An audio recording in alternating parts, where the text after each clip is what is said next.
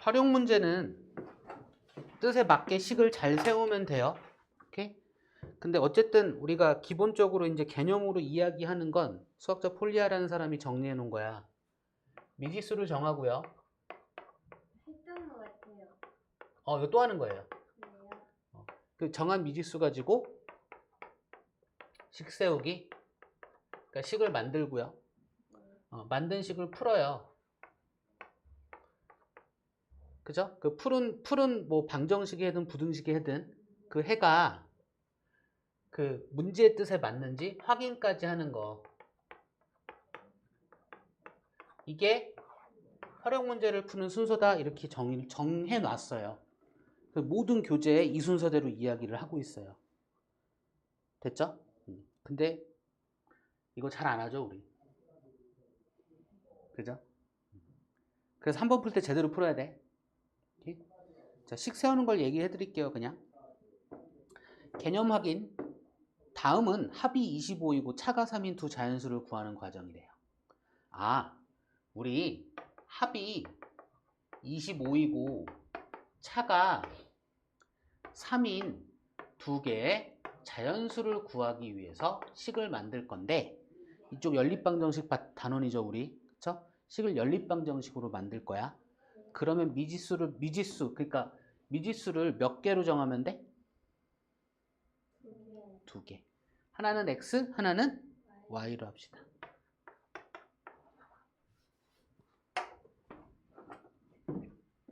그래서 더한 거 x 더하기 y가 얼마?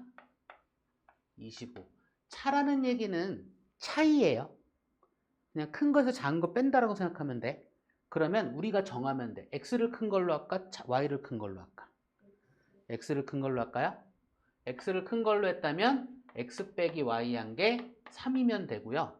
만약에 y를 큰 걸로 우리가 정해버리면 x 빼기 y는 마이너스 3으로 보시면 됩니다.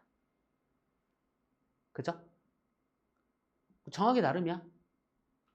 됐죠? 차이가 3이니까 큰 거에서 작은 거 뺀 게 3이다 이렇게 얘기하면 돼요. 그럼 연립방정식이고 얘를 해결하면 되는데 조건이 하나 더 있죠? 어떤 거? 자연수. 그쵸? 자연수 범위에서 찾으면 돼요. 오케이? 그러면 더 할까 뺄까? 아니면 대입할까? 뭐 할까?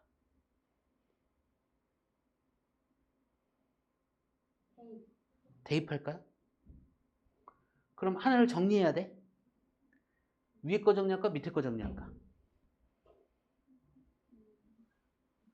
밑에 거 정리합시다. 밑에 거를 x라는 문자는 y 더하기 3과 같구나 라는 걸 정리하시면 돼요. 등식의 성질을 이용해서 이항을 한 겁니다. 그러니까 이등호의 뜻과 이등호의 뜻은 어떻다? 같다. 그러니까 이등호도 만족하고 이등호도 만족하는 거 구해도 전혀 상관없다. 그쵸? 그래서 x 대신에 뭘 넣으면 된다? x 대신에 뭘 넣으면 돼? 이걸 넣으면 돼. 대답을 안 해줘. 동그라미 치워놓고 해주는데. 그죠? 딴 생각하는 거야? 아니죠? 그럼 여기 x 대신에 얘를 넣으면 될까, 얘는? 얘는 안 돼요. 얘는 항등식이 돼버려요. 만든 거 가지고 다시 든 거라서. 그치? 이건 알고 있는 거야? 그럼 여기 넣을 거야? 그러면 y 더하기 3에 더하기 y는 얼마? 동류한 계산. 2항에서 빼. 그럼 y는 얼마?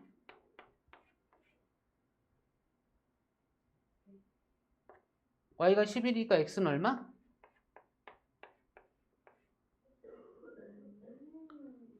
확인하기. 둘 더하면 얼마? 둘 빼면 얼마? 문제 뜻에 맞게 다 구했네. 원래 이렇게까지 하셔야 돼요. 됐을까요? 필수 문제로 다시 한번 해볼게요. 필수 문제 1번. 각 자리의 숫자의 합이 12인 두 자리, 각 자리의 숫자의 합이 10이란 얘기 무슨 얘기인지 요거 이제 이해될까? 요 설명을 조금 할게. 이거 초등학교 때 거다? 초등학교 때 거야, 이거. 오케이?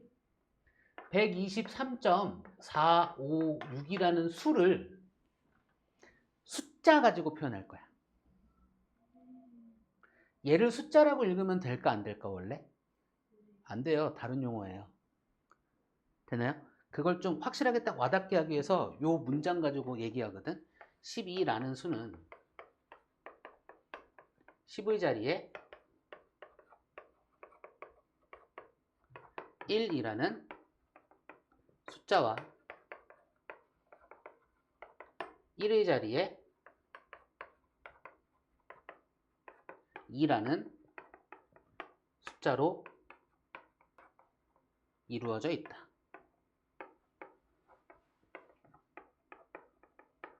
따라서 12라는 수는 1 곱하기 10 더하기 2 곱하기 1과 같다.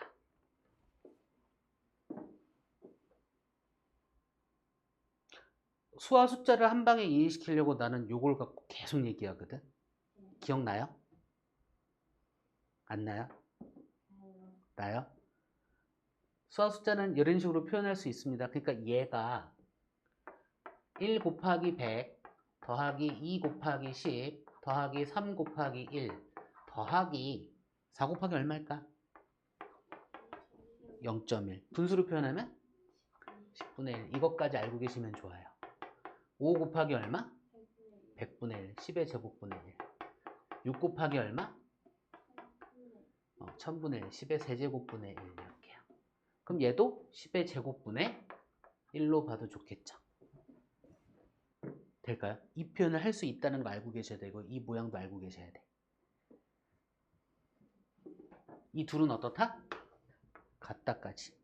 그러면 이제 필수 문제 1번. 각 자리의 숫자의 합이 12인 두 자리의 자연수래요. 그러니까 두 자리의 자연수가 있어. 10의 자리의 위치를 네모로 표현했고 1의 자리의 위치를 네모로 표현했어. 두 자리 자연수 이렇게 표현한 거야. 자, 1의 자리의 숫자를 y라고 둘 거고요. 10의 자리의 숫자를 x라고 둘 거야. 됐죠? 두 자리 수야. 이 수를 이 숫자 갖고 표현하면 10 곱하기 x에 더하기 y로 볼 수 있습니다. 여기까지 될까요? 그럼 이랬을 때 각 자리의 숫자 합이 12의 자연, 그러니까 숫자의 합이 10이래요. x 더하기 y가 10이래요. 등식 하나 만들어줬고요. 10의 자리의 숫자와 1의 자리의 숫자를 바꾼 수는 10의 자리의 여기다 할까?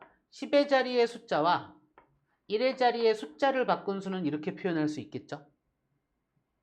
여기까지 이해될까요? 10의 자리의 숫자와 1의 자리의 숫자를 바꾼 수에 됐을까요? 얘는 처음 수보다 18만큼 크대요. 얘가 처음 수죠. 이게 처음 수인데 바꾼 수는 얘보다 18만큼 크대. 그럼 우리 등식 만들 거잖아. 얘에서 18을 빼든가 얘한테다 18을 더하던가. 그럼 뭐가 된다?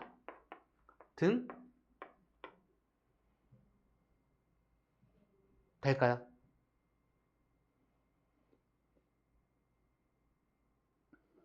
처음 수를 구하려고 한다. 처음 수를 구하면 되겠죠? 이제. 그럼 요거 두 개의 등호를 만족하는 미지수 구하면 돼요. 그러니까 이게 이 두 개 있으니까 넘겨서 이항했고 정리하는 게 조금 더 편하겠죠? 맞아요? 대입할까? 얘를 정리하면 봐봐. 얘를 정리하면 9y는 9x 플러스 18이니까 9로 나누면 y는 x 더하기 18에서 대입하기 딱 좋은 식이 나오잖아. 그죠? 그러니까 여기 y 대신에 얘 집어넣어서 계산만 하면 되겠죠. 그죠? 그러니까 이 연립방정식을 풀이하는 방법 중에 가감법과 대입법이 있는데 어떤 연립방정식이든 두 가지 방법을 다 쓸 수 있거든요. 그러니까 내가 편한 거 아무거나 갖다 쓰면 돼. 그래서 우리가 공부할 때는 가감법과 대입법을 둘 다 연습하셔야 됩니다. 그리고 시험 때 내가 편한 거 쓰면 돼요. 연습이 안 돼 있으면 써먹을 수 있다 없다? 없다. 그 우리 공부할 때는 연습을 많이 해야 되는 거야. 그래서 할 수 있어? 한 번만 딱 해보고 나 다 알아? 이러면 돼 안 돼? 안 돼요. 그러면 시험 때 가서 다 망해요. 되나요? 조금이라도 애매한 게 없게 평소에 다 해놔야 돼. 그래야 시험 때 가서 선택해서 공부하죠. 선택해서 문제를 풀죠. 됐나요? 그래서 공부는 열심히 해야 돼. 그럼 x 더하기 y 대신에 원래 괄호쳐서 대입해야 되는데 플러스니까 그냥 대입하는 겁니다. x 더하기 18이 12와 같대. 2x가 마이너스 6과 같대. x가 얼마와 같다?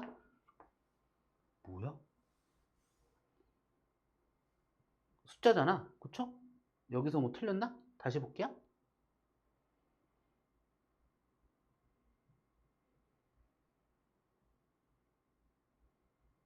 이다 그죠? 그러면 2x가 10과 같아. x가 얼마다? 5. 그죠? x가 5니까 y는 얼마예요? 7. 여기다 넣으면 되잖아. 그럼 처음 수는 이거잖아. 맞나요? 57이 처음 수예요. 여기까지 한 거야. 원래는 뭐까지 해야 돼? 이것까지 해줘야 돼요. 서술형일 때 저것까지 해줘야지만이 감점을 안 당할 겁니다. 됐습니까? 그럼 확인 어떻게 할 건데? 얘 갖고 실제로 해보는 거야. 처음 수가 57이고요. 둘의 위치, 각자의 숫자면 10이 당연한 거고요. 둘의 위치를 바꾼 건 75잖아요. 그쵸? 70에서 18 뺀 게 57과 같은지 확인하면 돼요. 되나요? 그 과정이 그렇게 어렵진 않단 말이지. 됐을까요? 필수 문제 2번도 봅시다.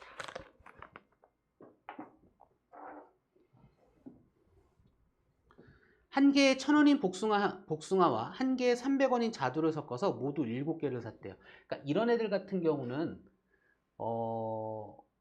그러니까 금액에 대한 얘기잖아. 그러니까 아까 지우가 나한테 물어봤던 것처럼 실제로 내가 뭔가를 산다라고 생각하고 보면 돼요. 됐죠? 근데 거기서 중요한 게 뭐냐면 한 개당 금액이 중요해. 이걸 단위라고 하거든요.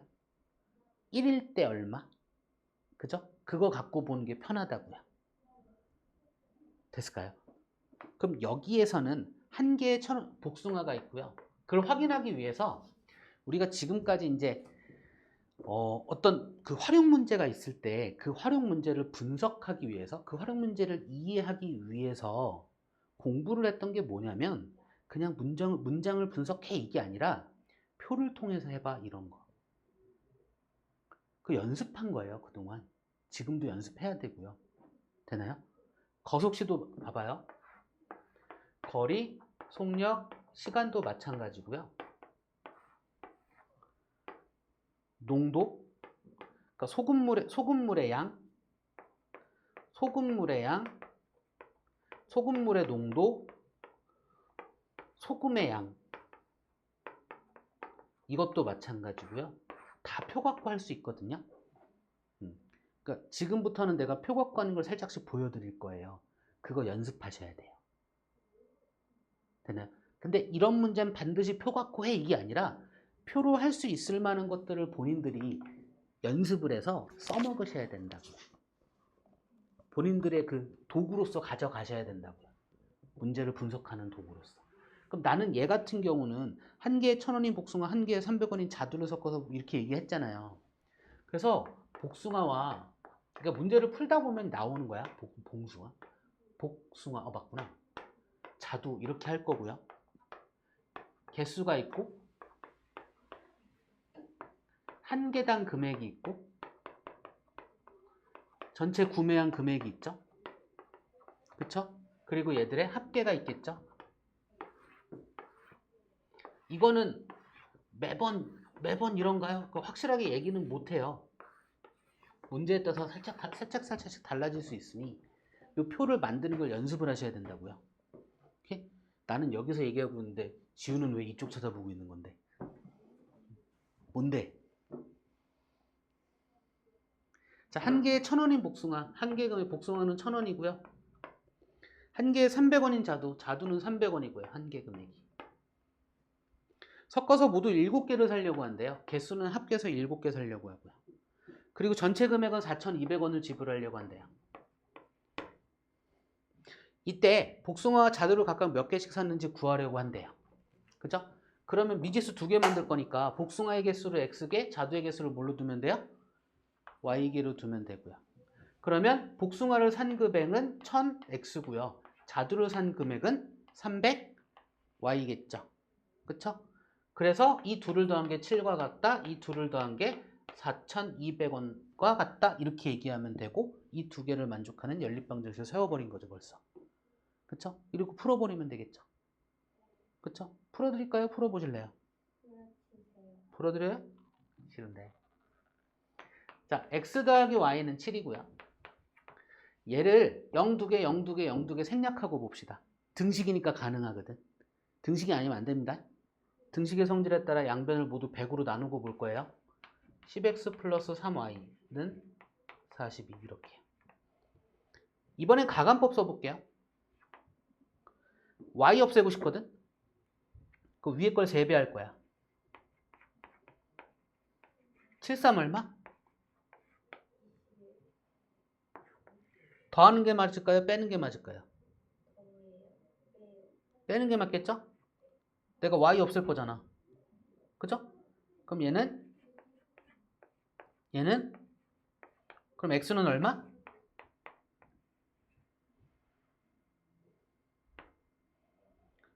x 아무 데나 집어넣어도 등호 성립하거든요. 편한 데 집어넣으면 되죠. 그럼 y는 얼마? 복숭아의 개수 몇 개? 3개. 자두의 개수 몇 개? 4개. 확인하기 둘 더하면 7개. 3,000원, 3, 4, 12, 1,200원 더하면 4,200원. 제대로 구했잖아요. 됐을까요? 수학이요. 생각보다 머리로 하는 것보다 손으로 하는 게 더 많습니다. 손으로 하세요. 그러다가 머리로 하게 됩니다. 머리로 하게 될 때까지 익숙하게 만드는 게 관건입니다. 그게 힘든 거야. 그건 해야 돼. 우린 천재가 아니잖아. 그죠? 한두 번 알았다고 해서 잘 되는 거 아니잖아. 됐습니까? 자, 필수 문제 3번 같은 경우는 나이에 대한 이야기예요.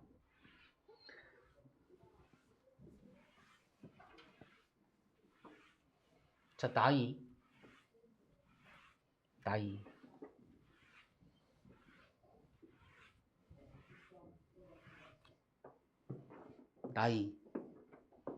2년이 지나면 우리가 몇 살을 먹어요?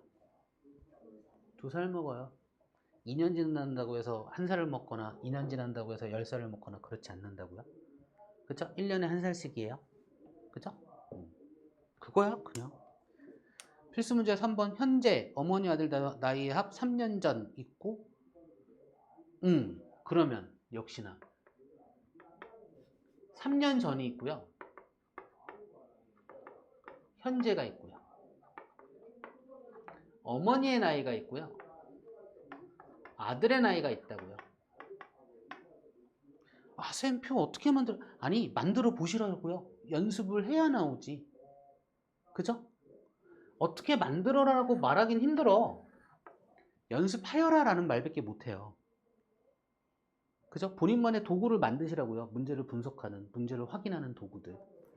해보셔야지 나오는다고요.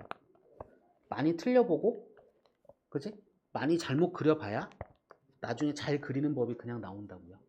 오케이? 해보셔야 돼. 틀리는 거 걱정하지 마시고. 지금은 하셔야 돼. 답을 맞추는 게 중요할 땐 언제가 중요하다?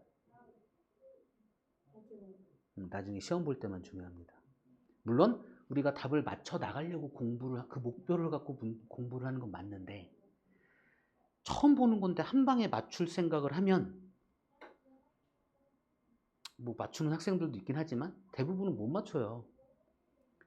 틀린 걸 다시 고쳐내서 뭔가 알아내고 틀린 걸 다시 고쳐내서 뭔가 알아내고 그러면서 결국 나중에는 맞춰가는 거. 그게 공부라고요. 오케이? 그러려면 복습 많이 하셔야 된다고요. 오케이?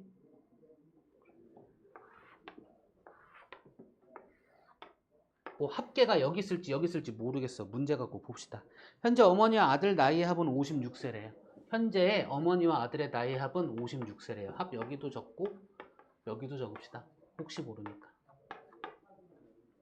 3년 전에는 어머니의 나이가 아들 나이의 3배보다 2세가 더 많았대요. 3년 전에는 어머니의 나이가 아들 나이, 그러면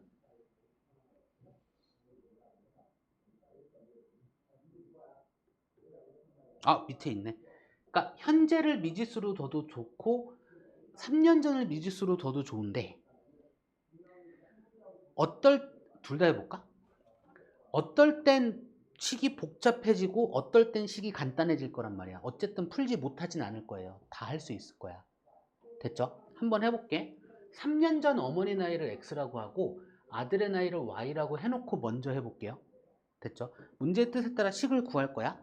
현재 어머니와 아들 나이 합은 56세이고 이건 나중에 이야기하고 현재 3년 전이니까 현재는 X 플러스 3이고요. 여기 한쪽에다 할까? 3년 전 어머니 나이 X, 아들 나이 Y. 현재는 X 플러스 3, 아들 나이 Y 플러스 3이죠. 그쵸? 그래서 현재 어머니의 나이와 아들 나이의 합은 56세와 같고 식 하나 만들었고요. 그죠? 두 번째, 3년 전에는 어머니의 나이가 아들 나이의 3배보다 2세가 더 많았대요. 3년 전에는 어머니의 나이가 아들 나이의 3배보다 2세가 더 많았다. 이렇게 해서 연립을 해결하면 돼요. 이게 첫 번째 식. 3년 전에 어머니와 아들 나이를 X, Y로 뒀을 때. 됐죠? 이번엔 현재의 어머니의 나이, 아들 나이를 X, Y로 이렇게 둬봅시다. 됐을까요? 그러면 현재 어머니와 아들 나이의 합은 56세이고요. 3년 전이면 X-3, Y-3으로 얘기할 수 있겠죠? 그죠? 3년 전에 어머니의 나이가 X-3이 아들 나이의 3배보다 2세가 많았대요. Y-3의 3배보다 더하기 2한 게 같았대요. 이렇게 식은 똑같이 만들어내죠. 그쵸? 됐을까요? 그래서 여기서 구합시다. 그래서 구하고자 하는 건 뭐냐면 현재 어머니와 아들 나이를 각각 구하래요. 현재의 어머니와 아들 나이. 그래서 실은 그냥 이런 식으로 해라고 하는 건 구하고자 하는 건 미지수로 둬 이렇게 얘기를 하거든요. 대부분 그렇게 두면 식이 편해지니까. 됐나요? 근데 안 그래도 상관은 없습니다. 내가 구한 게 뭔지만 정확하게 알면 돼. 됐죠? 그래서 실은 이 교재의 풀이는 현재의 어머니의 나이와 아들 나이를 미지수로 두는 게 풀이일 거라는 거지. 그치? 근데 얘들을 미지수로 둬도 상관이 없습니다. 똑같이 나온 거 말씀드릴게요. 오케이?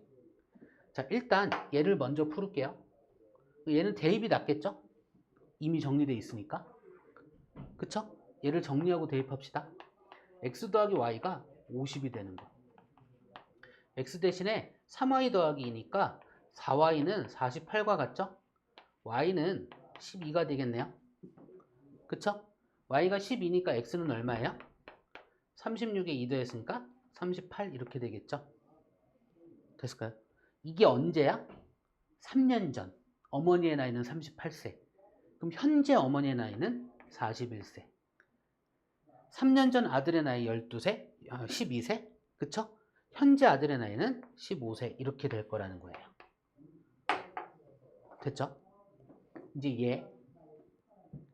자, x 더하기 y가 56이고요. 얘는 밑에 거 좀 정리를 하고 갑시다. 그쵸? 밑에 거 정리하면 x 3이고요. 3y에 마이너스 9이니까 마이너스 7이고요. 자, x 3y는 얘가 마이너스 4가 되면 되고요. 얘와 얘 갖고 연립을 그냥 빼버립시다. 됐죠? 자, 위에 거에서 아래 거 빼면요. 4y 남고요. 얘가 60이 되고요. y라는 건 4로 나눴으니까 4, 1은 4, 4, 5, 20, 15세가 되고요. 자, y가 15니까 y 넘어가서 뺐으니까 x 어머니의 나이는 41세가 돼요. 얘는 바로 그냥 얘기하면 되죠. 현재 어머니의 나이는 41세, 아들의 나이는 15세. 답은 똑같이 나오겠죠. 됐을까요? 내가 미지수로 둔 게 뭔지, 그래서 구하라고 하는 답은 뭔지 그거에 맞춰서 답만 잘 이야기해주면 된다고요. 미지수를 뭘로 두든 상관이 없다고요. 근데 중학교 과정까지는 일반적으로 거의야. 확실히 항상 그렇단 아니야. 구하라고 하는 걸 미지수로 두면 식이 거의 다 잘 만들어지고 잘 풀립니다. 가끔 그렇게 했을 때 식이 잘 안 풀리는 것들이 있어. 그럴 땐 다르게 좀 미지수를 정하고 가도 좋겠다 이거죠. 그럼 어머니가 지금 18세예요? 41세요. 18세 없어 여기. 15세. 이건 아들 나이. 됐을까요?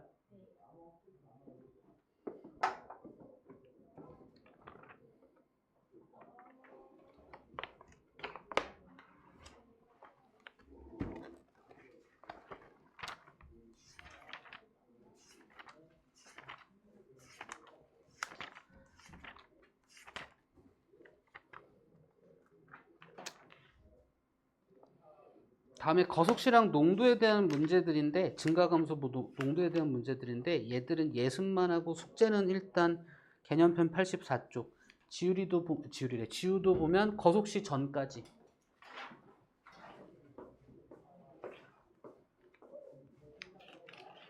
아니 함수 말고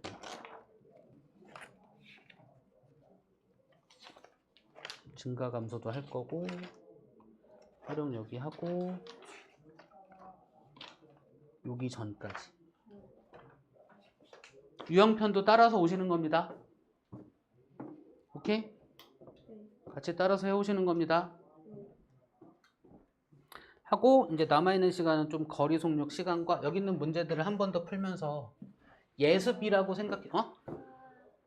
예습이라고 생각해 주시면 돼요. 그래 다음 수업 때 한 번 더 할 거예요. 다음 주 금요일이겠죠?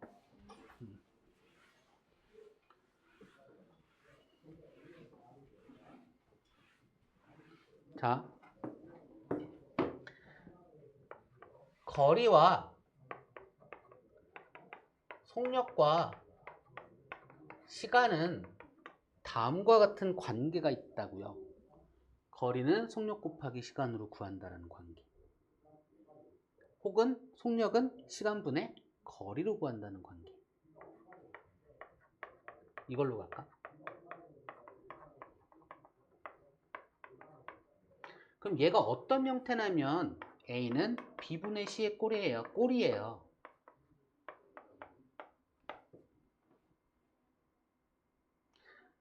등식이 이런 꼴로 이제 등식이 성립한다라고 이야기가 되잖아. 그러면 얘는 3개 중에 2개 알면 하나를 구할 수 있는 식인 거야.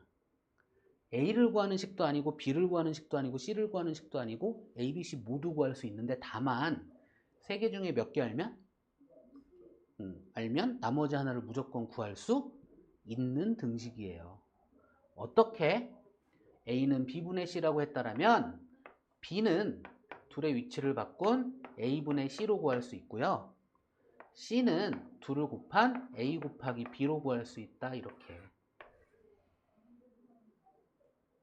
얘들도 마찬가지인 거야. 이런 형태면 그냥 이 꼴인 거야. 즉 거리, 속력, 시간은 이 관계를 갖고 있잖아요. 그러니까 거리는 속력 곱하기 시간으로 구할 수 있고요. 시간은 속력분의 거리를 구할 수 있고요. 속력은 당연히 시간분의 거리를 구할 수 있고요. 됐을까요? 이런 꼴을 갖고 있기 때문에 우리가 이제 거속시라는 건 활용 문제로 많이 나온다고요. 됐죠? 다음에 여기서 이 거리, 속력, 시간 가지고 가장 대표적으로 이제 표를 만약에 만든다라고 생각을 하면 갈 때와 올 때거든요.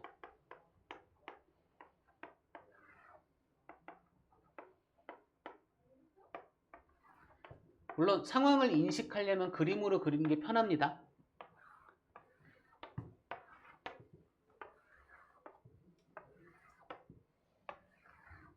됐죠? 자, 여기서 딱 와닿게 하나만 잘만 이해해주면 딱 와닿게 하나만 딱 이야기해 드릴게요. 여기서 대전을 갈 거다. 대전 어딘지 알죠? 자, 시속 100km로 가다가 내가 중간에 시속 200km로 갔어. 그럼 우리는 시속 300km로 움직인 걸까? 아니죠. 알죠. 알아볼라. 알고 있는 거 맞죠? 확실하죠? 됐죠? 자, 이번엔 뭐 대전까지 몇 킬로인지 모르겠는데 내가 30km를 가고요. 그 다음에 50km를 갔어.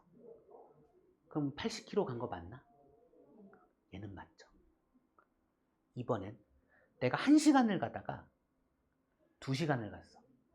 그럼 난 총 3시간을 간 거 맞나? 이건 맞죠. 잘 생각해봐. 더하기 빼기 계산. 이걸 내가 산술 계산이라고 표현할게요. 됐죠? 산술 계산은 속력은 산술 계산이 될까 안 될까? 안 됩니다. 되나요? 무슨 얘기냐면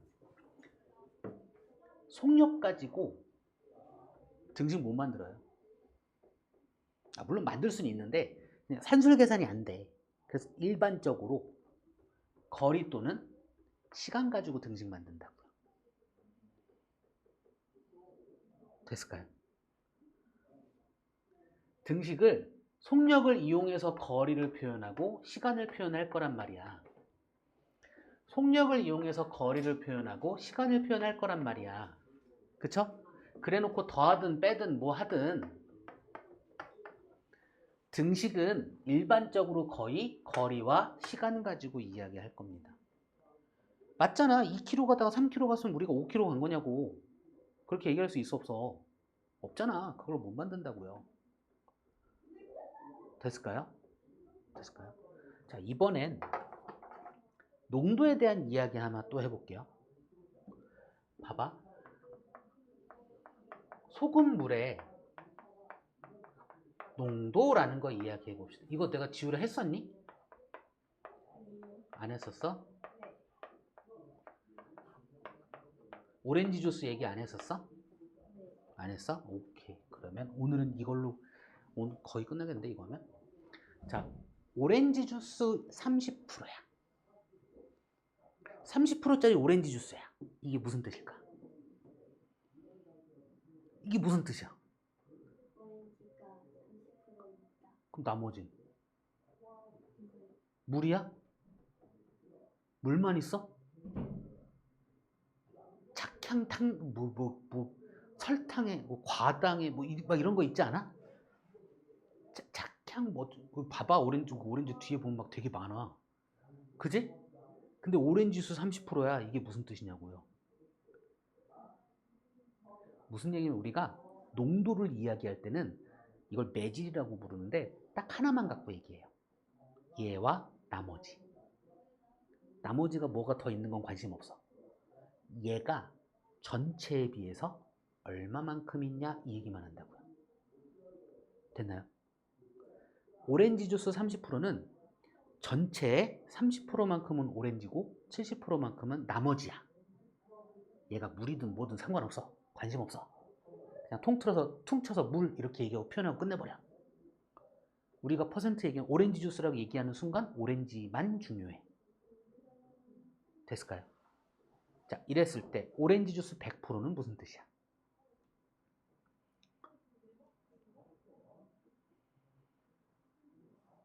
무슨 뜻이야 오렌지 주스 100%? 다 오렌지. 오렌지 주스 0%는 무슨 뜻이야? 오렌지가 없다. 오렌지 주스라고 얘기를 했는데 오렌지 향만 나. 오렌지 주스 0%야. 나머지 뭐가 있는지 모르겠어. 오렌지 향이 나게 만들 수 있잖아. 그쵸? 근데 오렌지 주스 0%다? 우리 그런 거 있지 않아? 딸기 우유. 딸기 우유엔 딸기가 없어요. 진짜 딸기 0%야. 아니 그 비싼 거는 딸기가 들어가 있겠죠. 그쵸?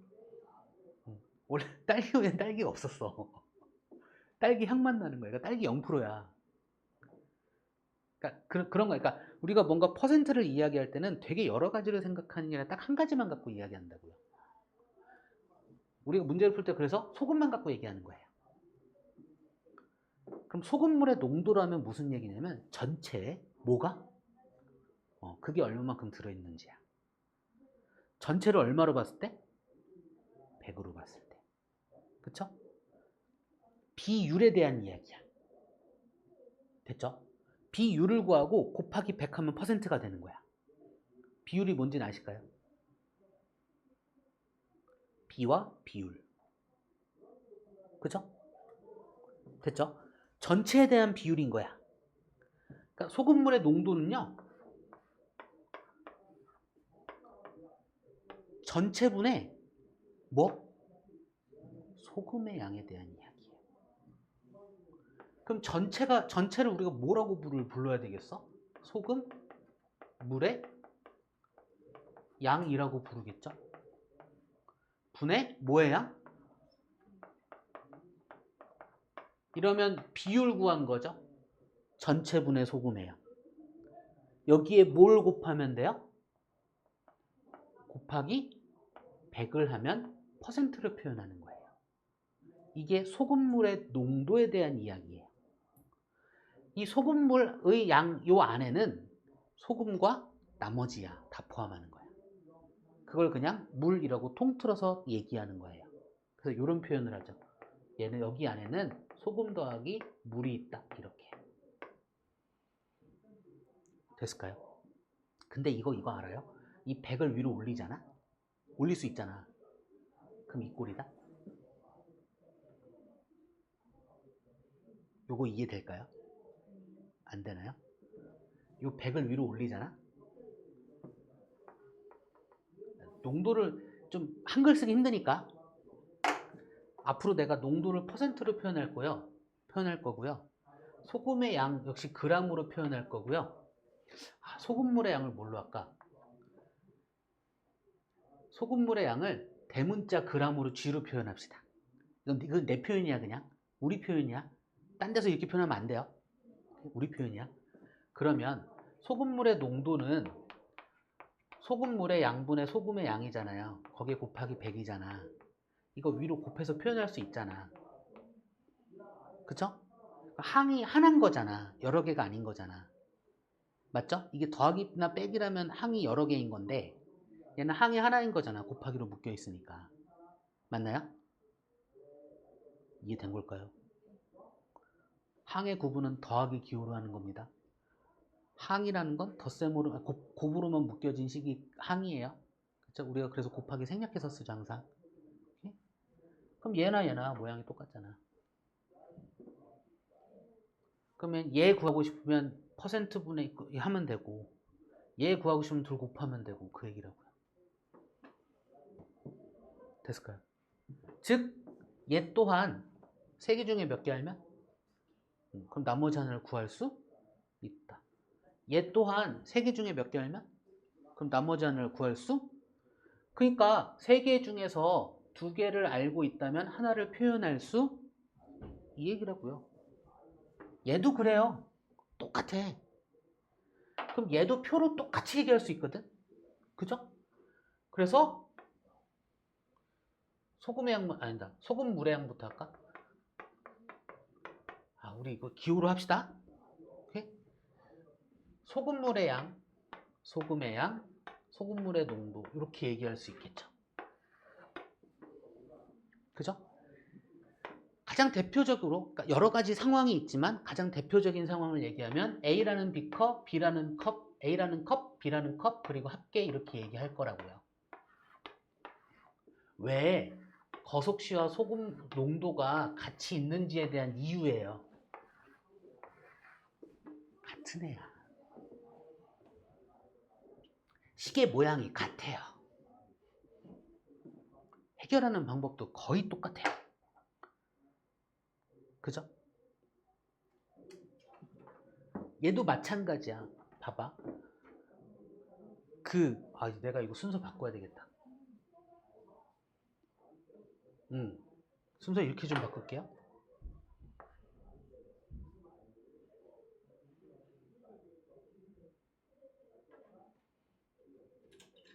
얘를 농도로 하고 얘를 전체 양으로 하고 얘를 그램으로 할까? 이렇게 합시다.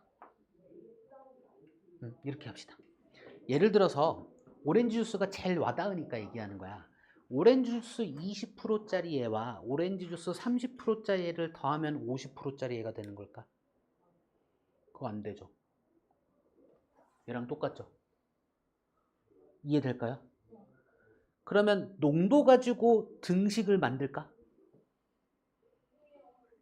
그렇게 안 됩니다. 농도를 가지고 소금의 양이나 소금물의 양을 얘기할 거야. 예를 들어서 오렌지 주스인데 오렌지 주스 300g과 오렌지 주스 500g이 있다 이거야. 이 둘을 더하면 800g이 되는 거 맞죠? 그쵸? 오렌지 20g과 오렌지 30g이야. 이 둘을 더하면 50g이 된다고 얘기할 수 있겠죠? 그죠? 그러니까 똑같아. 소금 20g과 소금 30g을 더하면 몇 g이라고요? 50g. 등식 만들 수 있잖아. 그죠? 소금물 300g과 소금물 500g을 더하면 800g. 등식 만들 수 있잖아요. 그죠? 근데 5%짜리 소금물과 10%짜리 소금물을 더하면 15%짜리 소금물이냐고. 그거는 못 만들죠. 그죠? 그러니까 농도를 이용해서 소금물의 양 또는 소금의 양을 가지고 등식을 만들 거라는 거예요. 근데 농도는 되게 심플한 게 뭐냐면 대부분 그러니까 소금의 양을 가지고 등식을 만들어요. 그래서 소금의 양을 공식을 외우고 있는 게 편하다야. 실은 얘를 외우고 있어도 전혀 상관이 없거든요. 이 꼴이니까. 그죠? 되나요? 근데 등식을 만들 때 소금의 양 갖고 대부분 소금의 양 갖고 등식을 만드니까 소금의 양 등식을 가지고 이야기하는 게 편하다예요. 우리는 그 등식을 만들자 이거죠. 됐죠? 결국 소금의 양은요.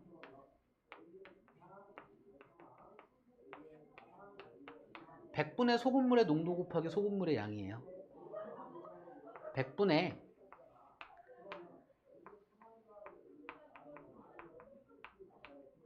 소금물의 농도 곱하기 뭐의 양이라고요?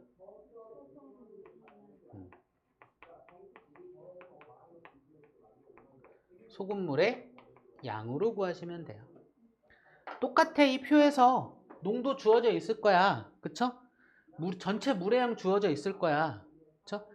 그러니까 얘와 얘를 가지고 얘를 표현하고 얘와 얘를 가지고 얘를 표현해서 더하거나 빼거나 뭐 이렇게 하면 되고 두 개 만들 거야? 그러면 얘와 얘 갖고 더하거나 빼고 해서 여기 등식 만들어서 두 개 만들어서 연립하시면 된다고요. 됐을까요?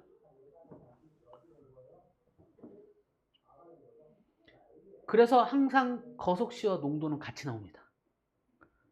농도는 요즘 자꾸 빠진다고 하는데 그래도 나올 때 많아. 그죠? 공부해 놓으시는 게 좋고요. 그렇게 어렵지 않아 이렇게 보면. 그죠? 농도를 너무 어려워하길래 또 이런 것도 만들어냈어요 사람들이. B컷 A, B컷, B, B컷 뭐 이런 식이 많이 하니까 문제 분석할 때 나도 이거 많이 쓰거든요. 표 대신에 여기에 소금 물의 양을 적고요. 그러니까 소금 물의 양. 그러니까 여기 있는 거 갖고 표현할 거야. 필요한 게 소금물의 양과 소금물의 농도가 필요한 거야. 그럼 100분의 소금물의 농도 곱하기 소금물의 양을 곱할 수 있는 비커를 하나 이렇게 비커 가지고 그림 가지고 문제를 분석하거든요. 이렇게 문제를 바라보거든요. 정석적인 건 표로 바라보는 거고요. 조금 헷갈린다 그러면 얘로 바라보면 거의 다 풀립니다. 식이 다 만들어집니다. 이 비커를 만드는 이유는 소금의 양에 대한 공식을 얘기하려고 그리는 거예요. 됐습니까? 요 다음에는 문제 풀면서 보여드릴 거예요. 요거 이해되고 있을까요, 다들? 뭐야? 뭐야? 그거야? 깜짝이야. 다음에. 근데 지금 얘들 다 알고 있어요. 나중에 고등학교 가서 식 만들어야 되니까 이거 다 알고 있어야 돼요. 이것도 중요합니다. 이제 요거는 했을걸? 지우리는 A의 P %만큼과 했니? 안 했어? A의 P %만큼 증가한 양과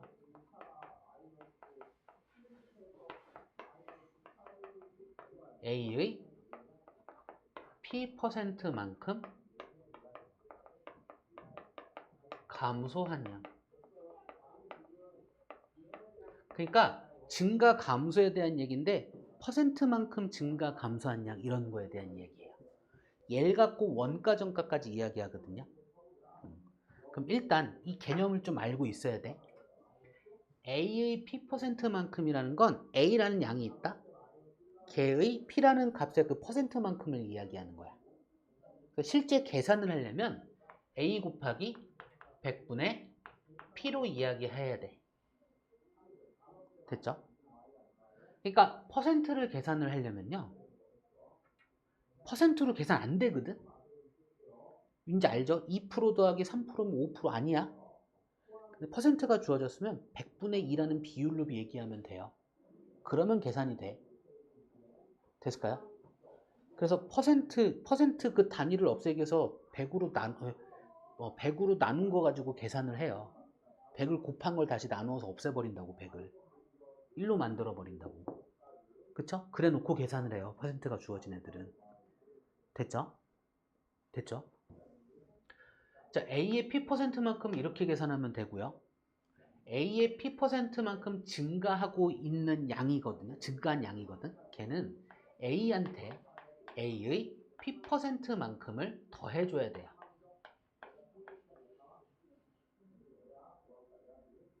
A의 P%만큼 감소한 양은요. A에서 A의 P%만큼을 빼주셔야 한단 말이죠.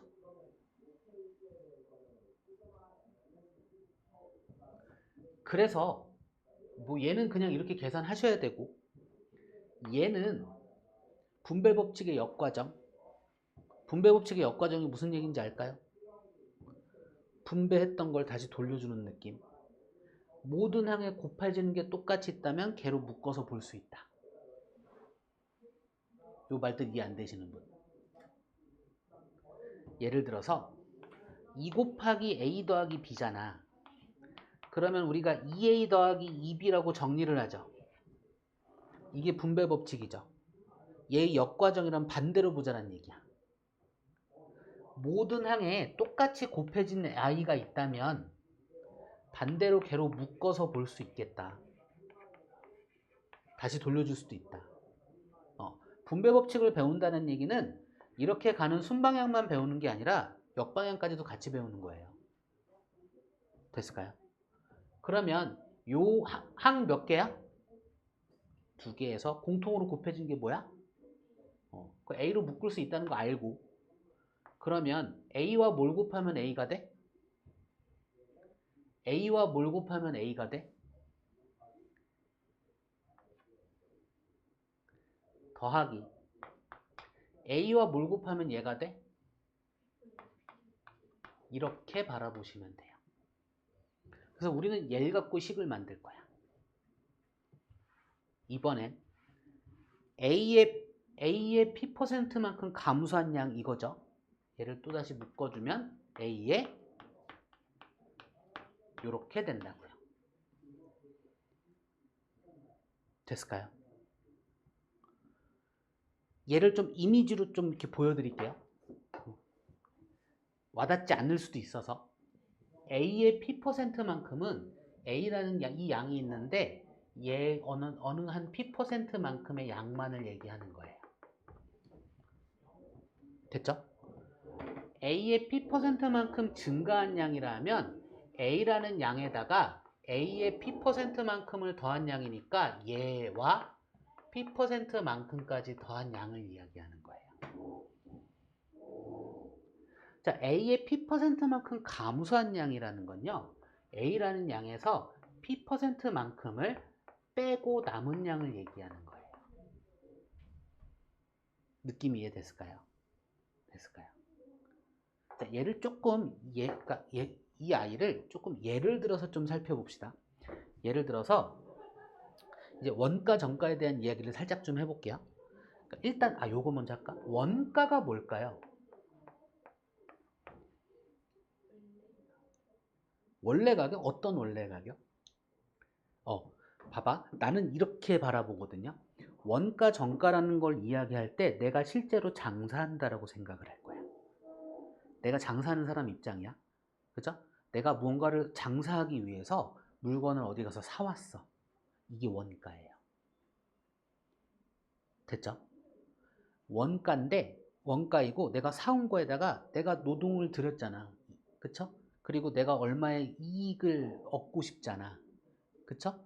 그 이익까지 다 더했어. 그걸 이제 이익이라고 부르는데, 그치? 다 더해서 얼마에 팔겠어? 라고.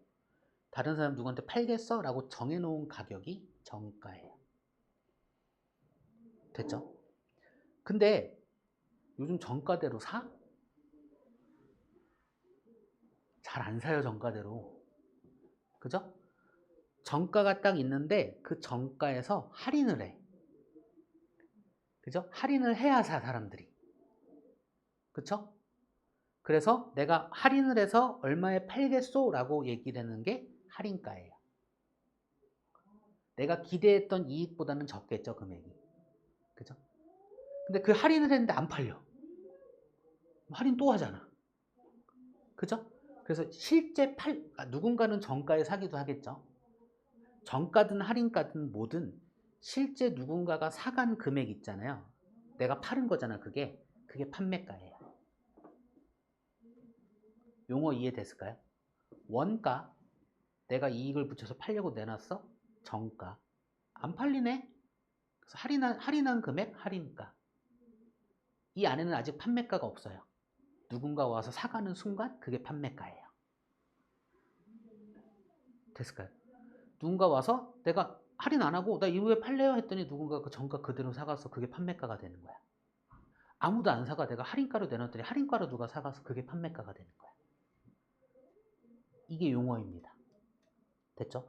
여기에서 내가 이익을 붙일 때 그러니까 이익 3,000원 붙일래? 이렇게 할 수도 있지만 내가 사온 원가의 몇 프로만큼을 내가 이익으로 붙일래가 일반적이에요. A의 P%만큼 증가하냐.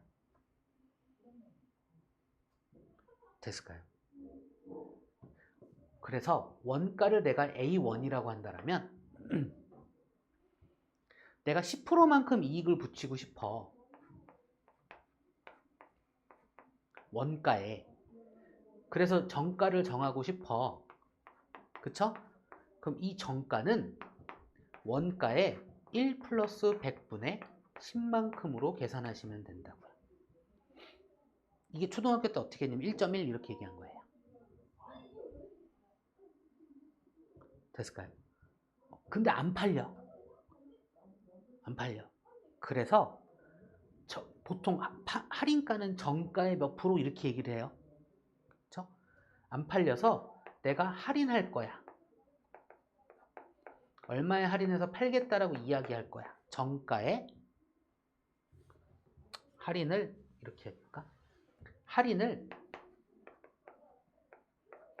정가에 20% 할인할 거야. 이렇게. 됐죠? 그게 할인가거든요.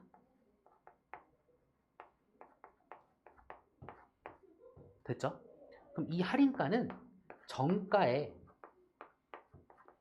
곱하기 1-100분의 20인 거야. 이게 초등학교 때 0.8을 곱해? 이런 얘기를 한 거예요. 같은 얘기예요. 요 계산한 결과 0.8이거든. 됐을까요?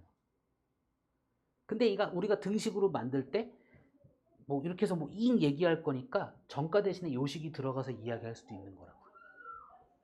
그렇죠? 그래서 실제로 판매된 게 정가로 팔렸다 그러면 이게 판매가고요. 할인가로 팔렸다 그러면 이게 판매가예요. 이렇게 얘기하는 거예요. 그럼 요식을 만들 때 만들어진 이 개념은 이 개념이라고요.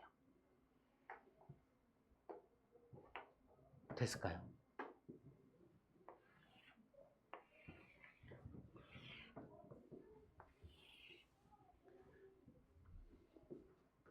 이 설명을 다음 시간에도